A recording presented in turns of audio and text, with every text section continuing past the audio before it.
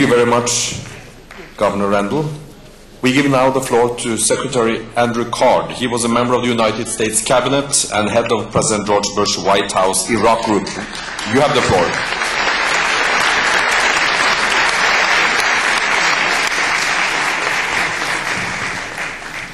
Greetings to all of you. I've been very blessed to have a relationship with many of you for a long time, and President-elect Mojave has been just a wonderful friend. She's been, most importantly, an ally for you. She's been an educator for me, and she's been a friend to freedom-loving people all across the world, and she talks about that. You're gathered at a very significant time, because this is a day of reflection when many of your countrymen made sacrifices in a revolution that you thought would bring you a government. But it was a government that denied you. So your hopes and expectations were dashed. And you were an exiled people with strong leadership, passionate belief in how you should be able to live your lives and make the lives of other people better. You did that in a home away from home, in a city that wasn't a city, but you made it one. You were exiled, but you rallied. And you became a great people, a people who cared for each other and did more than just provide for good governing. You actually provided for good housing, and great art, and culture, and dreams and expectations. I did not know much about your people when I first became President Bush's Chief of Staff. And I learned skeptically about you. Not optimistically, skeptically. When a great evil manifested itself in the world, and we wondered about you. And the skeptics were there, and a team went in to Camp Ashraf. A team of skeptics. And they came out and said, the people of Camp Ashraf, and I compliment the people who are there in Camp Ashraf today, they exceeded all expectations for being partners in a process that would lead to a better life and better government and greater hopes and realized dreams. I was not an initial party to that agreement. I was an observer. I saw the skepticism, and I saw the hope and the surprise and the appreciation when an agreement was reached, because it did exceed the expectations of a United States government, when uncertainty was the rule. But the people of the MEK stood tall and kept their word. And America promised that we would protect you. America promised that we would help you become a people recognized for protection through Geneva.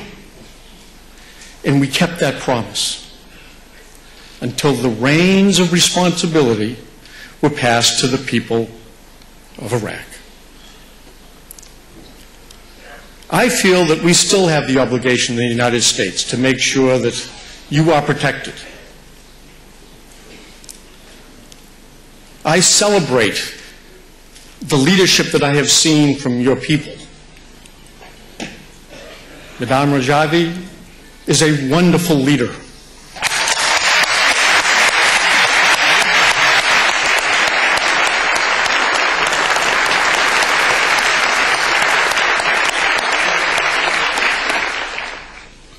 I trust you. I have faith in you. And I want to be part of the solution that you know is right. Governor Rendell did a wonderful job And I echo and compliment and celebrate what he said. I too am frustrated because I think your people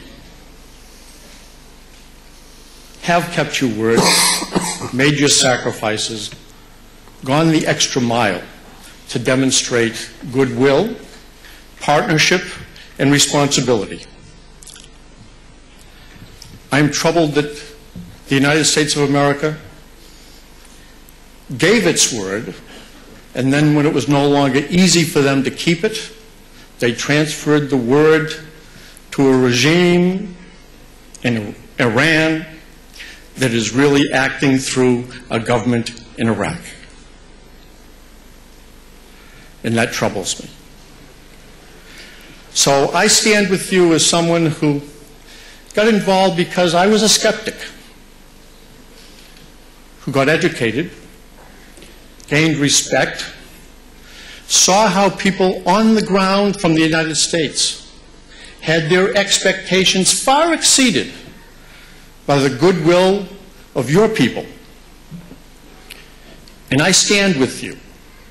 So I hope that the United States will exercise greater leadership in saying the definition of your new home for your residents of Camp Ashraf, defined as Camp Liberty, is not a home at all. It looks like a detention center for people who should not be detained, that have done nothing wrong, they've kept their word, and then some.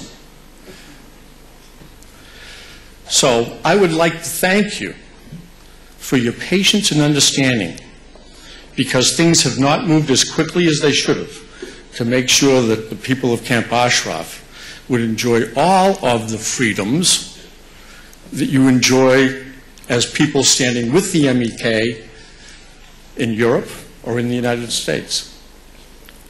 And I continue to believe that we should all work together to find a good solution. So you are a good people. You don't deserve to be on the Foreign Terrorist Organization list of the United States of America, and I think you should be delisted ASAP.